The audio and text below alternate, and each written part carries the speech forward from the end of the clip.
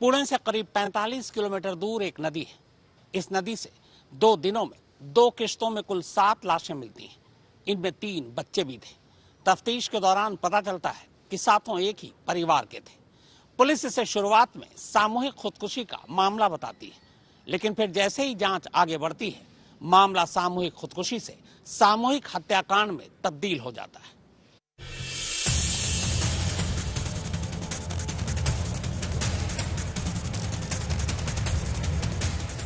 महाराष्ट्र के पुणे जिले के दौंड तालुका से बहती भीमा नदी, और इसी भीमा नदी से हफ्ते भर से रह रहकर बाहर निकलती लाशें। पहली लाश 18 जनवरी को, दूसरी लाश 20 जनवरी को, तीसरी लाश 21 जनवरी को, चौथी लाश 22 जनवरी को, और तब एक साथ 3 बच्चों की लाशें 24 जनवरी को। भीमा नदी के इर्द गिर्द रहने वाले इन गांव वालों ने एक साथ इतनी लाशें पहले कभी नहीं देखी थी, वो भी एक ही नदी से निकलती लाशें। लेकिन पिछले 18 जनवरी से इस नदी से एक एक कर लाशों के निकलने का जो सिलसिला शुरू हुआ, वो पूरे हफ्ते भर तक यानी 24 जनवरी तक यूं ही चलता रहा। और तब गांव वालों के साथ साथ पुलिस का भी दिमाग घूम गया। आनन फानन में पुलिस ने फायर ब्रिगेड और गोताखोरों की टीम को बुलवाकर आसपास के पूरे इलाके में सर्च ऑपरेशन चलाया। इन लाशों में 2 महिलाओं की थी, 2 पुरुषों की, जबकि 3 बच्चों की। 18 तारीख से लेके 22 तारीख के बीच में भीमा नदी में हमको 7 डेड बॉडीज मिले, जो सब एक ही परिवार के डेड बॉडीज थे, जिसमें 4 एडल्ट्स और 3 बच्चे थे। इसमें हमने अकस्मात मृत्यु दाखिल किया था और हमारी इन्वेस्टिगेशन के लिए अलग अलग टीम्स बनाई थी। लेकिन क्या ये मामला सामूहिक खुदकुशी का था, किसी हादसे का, कत्ल का, या फिर इन मौतों के पीछे कोई और कहानी थी? एक साथ हफ्ते भर के भीतर 7 लाशों के मिलने के बाद हर किसी के जहन में यही सवाल था। पुलिस ने एक एक कर बरामद हुई इन लाशों का पोस्टमार्टम करवाने के बाद उनका अंतिम संस्कार भी करवा दिया।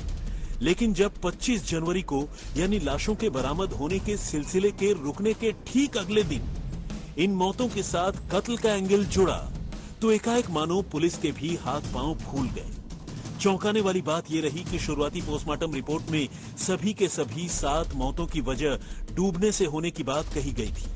लेकिन जब मामले में कत्ल की बात सामने आई, तो पुलिस ने आनन फानन में एक बार पोस्टमार्टम के बाद दफना दी गई बच्चों की लाशों को दोबारा मिट्टी से खोदकर बाहर निकलवाया और एसडीपीओ और तहसीलदार के सामने फिर से उन लाशों का पोस्टमार्टम करवाया गया, ताकि मौत की वजहों का सही पता चल सके।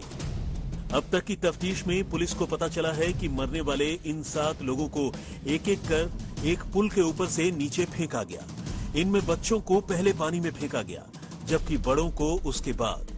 लेकिन क्या पुल के ऊपर से नदी में फेंकने से पहले उनकी गला घोंटकर या किसी और तरीके से जान ली गई थी, या फिर उन्हें जिंदा ही नदी में फेंक दिया गया? ये बात फिलहाल राज ही बनी है। 7 लोगों के हत्या के आरोप में 5 लोग गिरफ्तार किए गए हैं, जो कि इनके रिश्तेदार ही है। इन्हें 1 फरवरी तक पुलिस हिरासत में भेजा गया है। इनकी हत्या जो हुई है, जहर देकर या हाथापाई करने के बाद उन्हें नदी में फेंका गया, इसके बारे में विसेरा रिपोर्ट आने के बाद और पुलिस की जांच आगे बढ़ने के बाद ही पता चलेगा।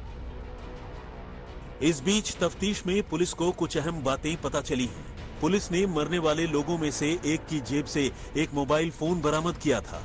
पुलिस ने जब उस मोबाइल फोन की जांच की और उस नंबर की सीडीआर यानी कॉल डिटेल रिकॉर्ड निकलवाई, तो न सिर्फ मरने वालों की पहचान साफ हुई, बल्कि उनके साथ मौत से पहले आखिरी बार बात करने वाले लोगों के बारे में भी खबर मिली। इन 7 लोगों के गायब होने के बारे में पुणे से बाहर अहमदनगर जिले के निगोज गांव में गुमशुदगी की रिपोर्ट दर्ज की गई थी। मरने वाले ये लोग मोहन पवार, उसकी बीवी संगीता पवार, उनकी बेटी रानी फुलवारे, दामाद श्याम फुलवारे और 3 से 7 साल की उम्र के 3 बच्चे थे।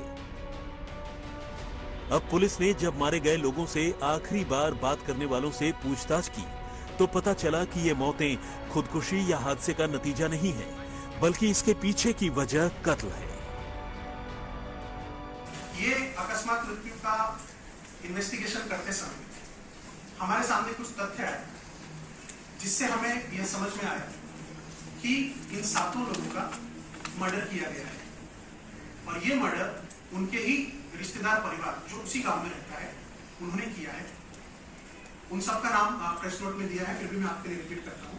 अशोक कल्याण पवार, श्याम कल्याण पवार, शंकर कल्याण पवार, प्रकाश कल्याण पवार, कांताबाई सर्जेराव जाधव। ये पांचों ही भाई बहन हैं जिन्होंने ये कृत्य किया है। इसका जो प्राइमा फेसी हमको कारण अभी तक समझ में आया है वो ऐसा है कि अशोक पवार जो कि इन सबका सबसे बड़ा भाई है, उसका बेटा धनंजय पवार, उसका कुछ महीनों पहले एक मृत्यु हुआ था जिसके बारे में एक्सीडेंटल एक गुना पुणे सिटी में दाखिल है और उसका संशय जो मृतक है उसके बेटे की वजह से वो मृत्यु हुआ है, इस बात का गुस्सा इनके मन में था और उसकी वजह से इन्होंने ये कृत्य किया है, ऐसा अभी तक हमको समझ में आया है। 5 ही आरोपियों को हमने अरेस्ट किया है और उनको आज हम कोर्ट के सामने पेश करने वाले हैं। उनका पीसीआर मिलने के बाद इसके बारे में बाकी अधिक जानकारी ये मिलेगी। एक परिवार के 7 लोगों की मौत होने की खबर आग की तरह पुणे और अहमदनगर जिले में फैल गई। शुरुआत में अफवाह फैल गई कि इन 7 लोगों ने आत्महत्या की है, लेकिन जैसे जैसे पुलिस की जांच आगे बढ़ी तब पता चला कि यह आत्महत्या नहीं, यह हत्या है। पुलिस के मुताबिक 18 जनवरी को सबसे पहला शव बरामद हुआ, उसके एक दिन बाद और एक शव मिला, लेकिन जो तीसरे दिन शव बरामद हुआ उसमें एक मोबाइल हैंडसेट मिला और वहां से जांच ने जो मोड़ लिया तब बातें साफ होना शुरू हो गई। जिन 7 लोगों की हत्या हुई है उनके रिश्तेदारों ने ही ये काम किया है, ऐसा आरोप जो लगा है। जो खुफिया जानकारी और साइंटिफिक एविडेंस प्राप्त हुए हैं उससे अब ये पता चल रहा है कि कुछ मिसअंडरस्टैंडिंग हो या कोई दुश्मनी हो कि परिवार का किसी सदस्य की जो मौत हुई है उसके पीछे इन 7 लोगों का या इस परिवार का हाथ है और इसीलिए उनकी हत्या कर दी गई होगी। फिलहाल सूत्रों ने इन 7 कत्ल के पीछे 2 वजहों का जिक्र किया है, लेकिन पुलिस ने अभी तक आधिकारिक तौर पर कत्ल का कोई भी मोटिव साफ नहीं किया है।